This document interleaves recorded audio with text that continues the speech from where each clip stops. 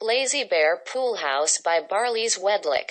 The 2,750 square featuring Lazy Bear Poolhouse by BarlisWedlick is located on a 115-acre estate in the Catskill Mountains.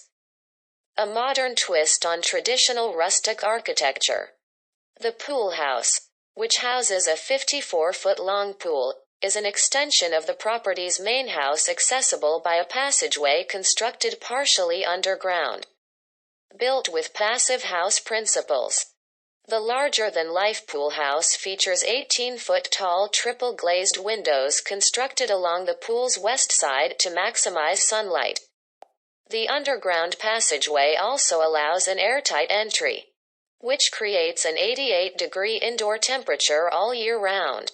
Ventilation from the ceiling prevents the glass from fogging up from the warm climate. BarlisWedlick intentionally designed the poolhouse in a different architectural style than the main house, noting that because of its unique size, a matching style would have compromised its proportions. Over time, the agricultural style structure with a standing seam gabled roof and two-toned board and batten siding will appear to look older than the main house. 4 tree trunk columns run the length of the pool, anchoring the structure's nature-centric look, while white birch logs cover the walls.